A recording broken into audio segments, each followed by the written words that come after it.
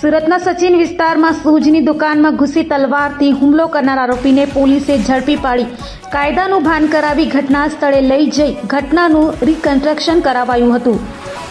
સુરતના સચિન વિસ્તારમાં આવેલી સૂઝની દુકાનમાં ઘૂસી માથાભારે ઈસમો દ્વારા દુકાન માલિક પર તલવારથી જીવલેણ હુમલો કરાયો હતો, જેથી હુમલામાં ગંભીર રીતે ઘાયલ દુકાન માલિકને સારવાર અર્થે ખાનગી હોસ્પિટલે ખસેડાયો હતો।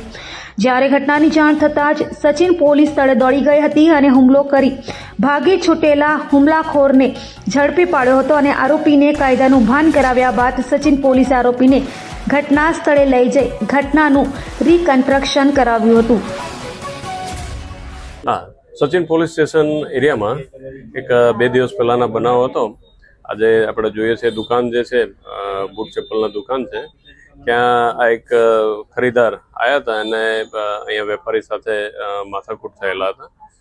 તો એ બાબતે ઉશ્કેરાઈ જઈને અને ઘરે જઈ પછી પોતાના ગાડી લઈ અહીંયા આવી અને વેપારી અને એના દીકરા ઉપર તલવાર વડે હુમલો કરેલો હતો।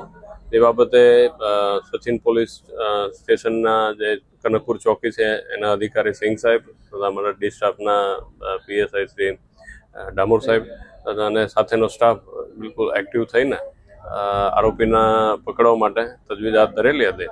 આરોપી જે તે સમયે નાસી ભાગી ચૂક્યો હતો, પરંતુ મહેનત કરતા એને પકડી પાડેલ હતા અને આજરોજ જે બનાવ બન્યો હતો એ સ્થળ ઉપર એના રિકન્સ્ટ્રક્શન પંચનામાના કામે હાલ અત્યારે અમે સ્થળ ઉપર છે।